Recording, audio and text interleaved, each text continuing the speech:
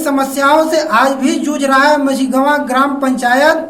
नए ग्राम प्रधान का वादा, हर काम पूरा होगा। संवाददाता सतीश वर्मा की रिपोर्ट। साक्षात्कार के अगले चरण में हम लोग पहुंच चुके हैं ग्राम पंचायत मझीगवां कला बड़ागांव वाराणसी अंतर्गत, जहां हमारी मुलाकात नवनिर्वाचित ग्राम प्रधान ध्यान देवी के पुत्र प्रतिनिधि लक्ष्मण निधि त्रिपाठी जी से होने जा रही है। और हम बता देते हैं, इस ग्राम पंचायत में काफ़ी समस्याएं आज भी मौजूद हैं और जिसको लेकर के इस ग्राम पंचायत के लोगों ने इनके ऊपर ध्यान दिया और ग्राम पंचायत का कमान इनके ऊपर सौंपा है। तो जानते हैं अभी भी किन किन बिंदुओं को लेकर के इन्होंने ग्राम पंचायत का चुनाव जीता था और आने वाले समय में क्या क्या कार्य करना है इनको। तो मिलते हैं लक्ष्मण निधि त्रिपाठी जी से। नमस्कार डॉक्टर साहब। सबसे पहले तो जो है कि आपको मैं बधाई देता हूँ और आपकी माता जी को बधाई देता हूँ कि ग्राम पंचायत के लोगों ने आपको प्रतिनिधित्व सौंपा इस ग्राम पंचायत का। तो आने वाले समय 5 वर्षों में आपको भी कार्य करके भी दिखाना है। तो इस विश्वास पर अपनी ग्राम पंचायत की जनता से आपको क्या कहना है? सर्वप्रथम मैं धन्यवाद देता हूं आपको, आपके चैनल को, और आभार व्यक्त करता हूं मैं अपने ग्राम पंचायत में जितने भी सदस्यगण हैं उनका, कि उन्होंने जिस विश्वास के साथ, जिस उम्मीद के साथ इतना लगभग 55% वोट मुझे प्राप्त है माता जी को, तो जिस उम्मीद के साथ उन्होंने आगे बढ़ कर के जिताया है, उस उम्मीद पर मैं तन मन धन से खरा उतरने का प्रयास करूँगा। जैसा कि हमारे साहब, हर ग्राम पंचायत में गरीबी रेखा के नीचे जीवन यापन करने वालों को शासन द्वारा राशन कार्ड की व्यवस्था कराई गई है, लेकिन देखा जाए तो आज भी जो है कुछ ऐसे पात्र लोग हैं जिनको इस व्यवस्था का लाभ नहीं मिला है और बहुत सारे अपात्र लोगों को इस सुविधा का लाभ मिल रहा है। तो इसके लिए जो है कि आपके ग्राम पंचायत की क्या स्थिति है?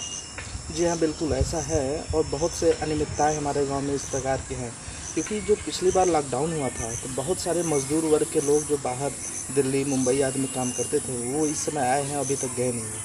ऐसे लोगों का कार्ड अभी तक बना नहीं, और बहुत से ऐसे अपात्र हैं जिनका वो राशन कार्ड बना करके कोटेदार से मिल करके और राशन उठाते हैं, जिससे गरीबों को नहीं मिल पाता है।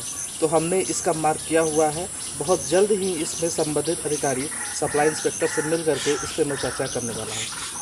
हर ग्राम पंचायत से एक आवाज़ आती है मतलब कि हमारे जो कोटेदार हैं यूनिट में कम कर दे रहे हैं, इधर उधर से हेरा फेरी करते हैं, लोगों को समय पे राशन न देते हैं, जो लोग गरीब तबके के लोग उन लोगों को झलझला करके भगा देते हैं। तो ऐसी चीज़ें जो है कि हर ग्राम पंचायत के कुछ ऐसे जो गरीब हैं उन लोगों से बराबर कहते रहते हैं कि पत्रकार साहब ऐसा ऐसा होता है। तो क्या आपके भी ग्राम पंचायत में कुछ ऐसी स्थिति बनी हुई है? जी हाँ, बिल्कुल बनी हुई है, क्योंकि अभी तक जो सुनने में आ रहा था, क्योंकि हम तो जाते नहीं वहाँ पे, लेकिन जो सुनने में आ रहा था कि वो प्रति यूनिट में 1 किलो कम देना, आधा किलो कम देना, 2 किलो देना, अगर 5 यूनिट है तो 5 यूनिट है तो 1 किलो, अरे 1 यूनिट न देना, ऐसा है। तो ये साठगांठ तो हुआ, लेकिन जब से मेरी माता जी प्रधान बनी हैं तब से ये सिलसिला कहीं ना कहीं से कम हुआ है। और मैंने जितने भी धारक हैं, कार्ड धारक हैं, मैंने एक उसको प्रेशरपूर्वक कहा कि नहीं, आपका जो अधिकार है कि नहीं, आपको जितना राशन मिलना चाहिए उतना लीजिए, 1 किलो भी कम ना लीजिए, क्योंकि आपका अधिकार है। तो हमने इसमें कदम उठाया है। बाकी जनता खुद स्वयं जागरूक है, उसको अपना अधिकार है कि नहीं वो अपना पूरा राशन दे। मास्टर साहब, हर ग्राम पंचायत में देखा जाए तो बहुत सारे ऐसे गरीब लोग होते हैं जो कच्चे मकानों में रह रहे हैं आज भी, और तिरपाल या झुग्गी झोपड़ी लगा के रह रहे हैं। बरसात या तूफान आने पर उनको तमाम प्रकार की समस्याओं का सामना करना पड़ता है, साथ ही जान माल से भी कुछ लोग हाथ धो देते हैं। तो ऐसी अवस्था आपकी भी ग्राम पंचायत में बनी हुई है कि आज भी उनको आवास के लिए तरसना पड़ रहा है? बिल्कुल ऐसी बनी हुई है स्थिति।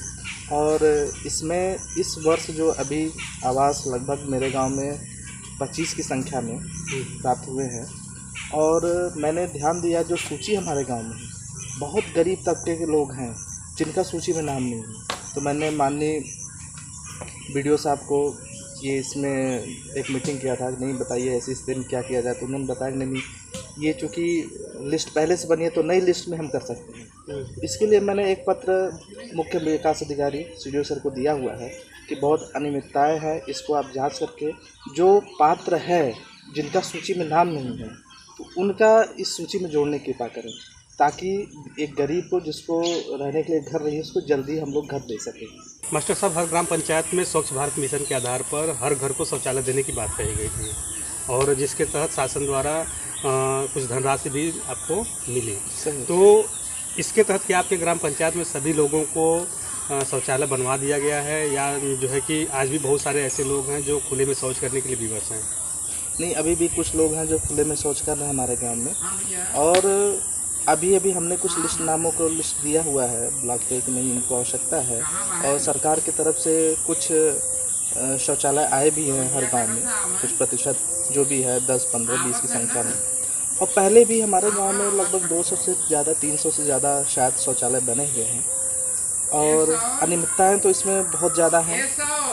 ये सरकार की तरफ से ये बहुत अच्छा रहा स्वच्छ मिशन के तहत, स्वच्छ भारत मिशन के तहत, लेकिन इसका ज़मीनी तौर पे बहुत दुरुपयोग हुआ है। और शायद आप देख सकते हैं मेरे पीछे है बना हुआ है, और इसमें कितनी खामियां हैं। तो ये अभी तक ठीक नहीं है, लेकिन हम लोग प्रयास यही रहेगा कि जो भी सहयोग राशि मिल रही है, और लाभार्थी से ये अनुरोध करेंगे कि नहीं इसमें अगर और अच्छा लगा अपने घर से लगा के थोड़ा अच्छा बनवा लिया जाए। जैसा कि हर ग्राम पंचायत को पेंशन आदि योजना के तहत जोड़ा गया है, जिसमें वृद्धा पेंशन है, विधवा पेंशन है और दिव्यांग पेंशन है। तो इसके तहत आपके ग्राम पंचायत में जो है कि आज भी कुछ ऐसे लोग होंगे जिनको इस पेंशन योजना का लाभ नहीं मिल पा रहा है। तो ऐसी संख्या कितनी होगी जो आज भी इस पेंशन योजना को पाने के हकदार हैं? तीनों पेंशन मिला के लगभग 30 से 50 के बीच में होगी लगभग अनुमानित। और मैंने सभी से व्यक्तिगत मेल करके कहा है कि आप लोग ऑनलाइन अप्लाई कराइए, और संबंधित अधिकारी को हम लेकर के मिलेंगे कि नहीं इसमें इन लोग पेंशन के हकदार हैं, इनको मिलना चाहिए। और कुछ लोगों ने किया, और कुछ हम ले जा करके ब्लॉक के माध्यम से उसको फॉरवर्ड भी करा चुके हैं।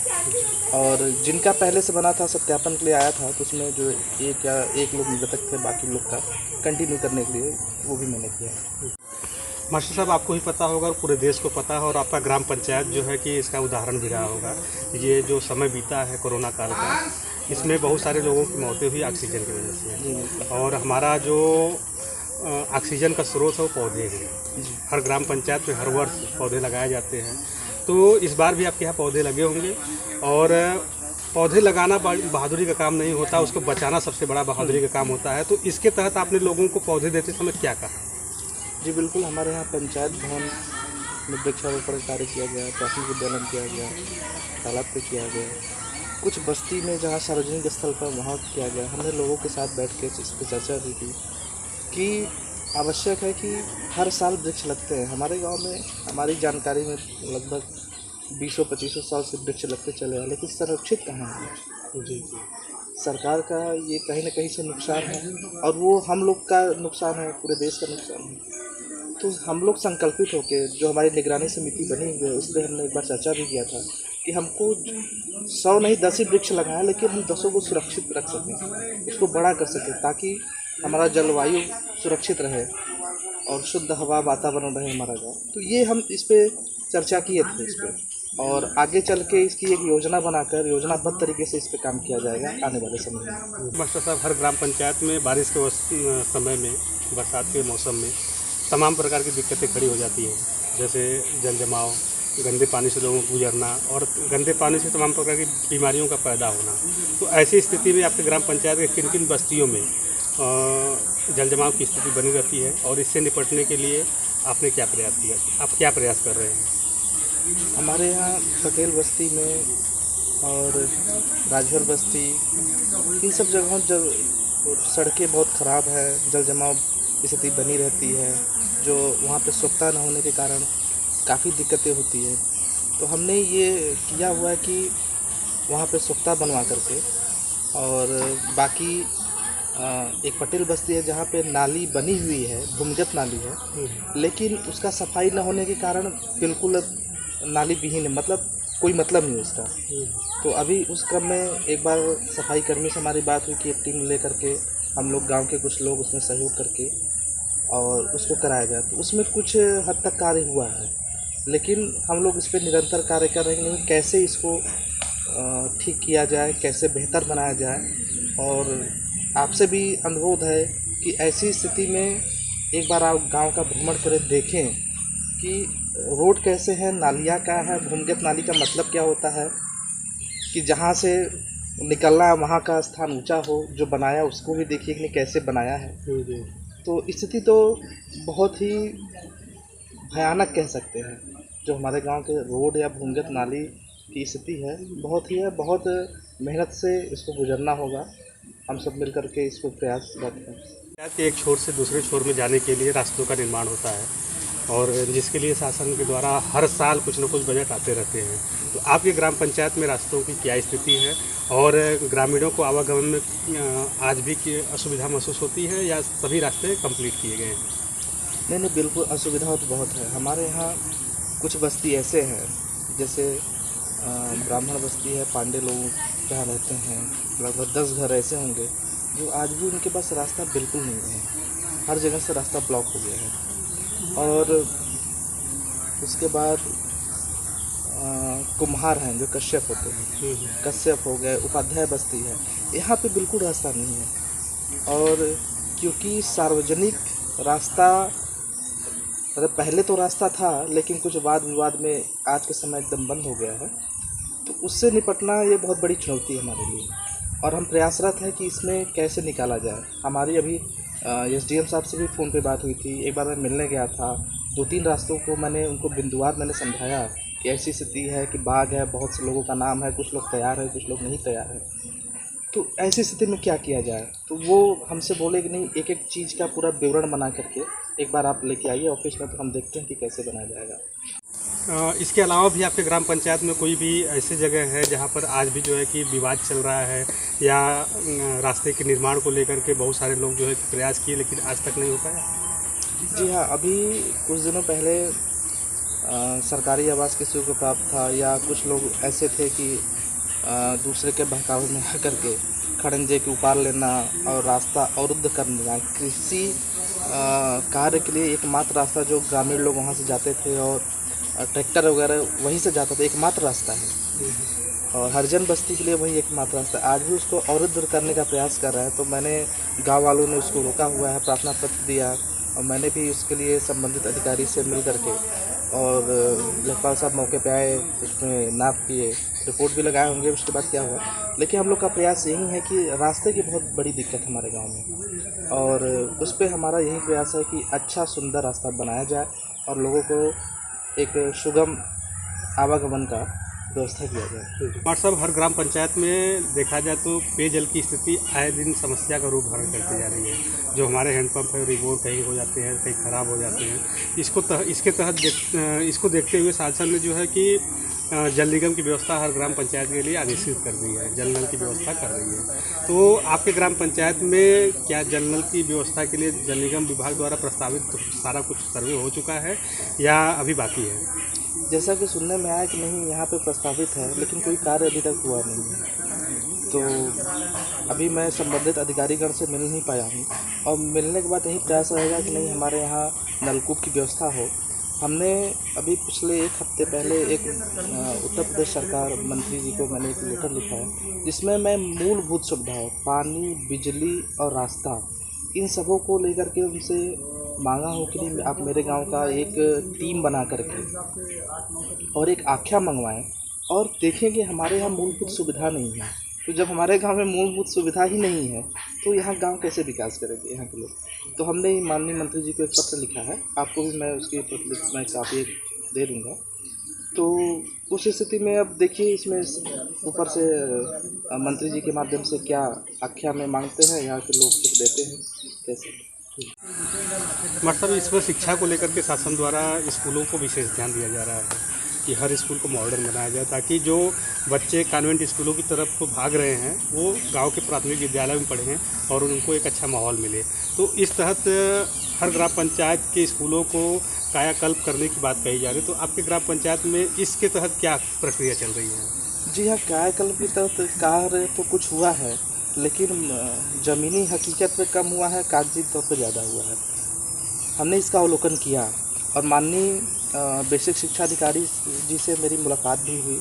मैंने अपने ग्राम पंचायत के लिए उच्च प्राथमिक का भी मांग किया कि नहीं, हमारे यहाँ लगभग 100 के आसपास की संख्या है बच्चों की, तो हमको एक उच्च प्राथमिक विद्यालय भी गांव को दिया जाए ताकि यहाँ पे हमारे पास जगह भी पर्याप्त है। और मैंने मूलभूत यहाँ पे जो ग्राउंड लेवल में व्यवस्थाएं हैं उससे अवगत कराया। हमारे यहाँ 7 अध्यापक हैं, 4 अध्यापक, 3 शिक्षा मित्र हैं। सरकार एक आप समझिए कि 100 बच्चे हैं, 7 अध्यापक हैं, मिड डे मील की व्यवस्था है, कायाकल्प पे लाखों रुपए खर्च हो रहे हैं। जहाँ सरकार शिक्षा के नाम पर इतना पैसा खर्च करती है और हमारे यहाँ जो अभिभावकगण हैं, गांव के लोग हैं, वो किसी कॉन्वेंट में इतना पैसा देने के लिए जाते हैं। यहाँ पे एजुकेटेड शिक्षक हैं जो 2-2, 3-3 परीक्षाएं पास करके फिर वो शिक्षक बनते हैं और वहाँ पे अनट्रेंड बोल सकते हैं, अनट्रेंड शिक्षक हैं और वो पढ़ा रहे हैं। तो कहीं ना कहीं एक मार्केटिंग है कॉन्वेंट स्कूलों का जो समझ नहीं पा रहे हैं। तो हमारी एक जो मीटिंग हुई थी अभी, हम जितने भी सदस्यगण हैं उनके साथ, तो मैंने इस चीज़ को रखा, ग्रामीणों के साथ रखा कि नहीं, सरकार ने जो सुविधा दिया हुआ है हम लोग समझ नहीं पा रहे हैं, हम लोग समझा नहीं पा रहे हैं। हम अपने घर के जो भी बच्चे बाहर भेजते हैं, हम पैसा भी देते हैं और भेजते हैं कि नहीं अच्छी शिक्षा हो, लेकिन अच्छी शिक्षा सरकार के द्वारा है, सारी व्यवस्थाएं मिल रही हैं, सिर्फ समझने का फेर है। शिक्षा कहीं ना कहीं से वहाँ से बेहतर है। संबंधित अधिकारीगण को भी मैंने सारी चीज़ें बहुत अच्छे से उनसे मीटिंग हुई थी हमारी, और उन्होंने बहुत आश्वासन दिया, नहीं हम मॉडर्न इंग्लिश स्कूल आपके यहाँ देंगे और बहुत अच्छी व्यवस्था कराएंगे।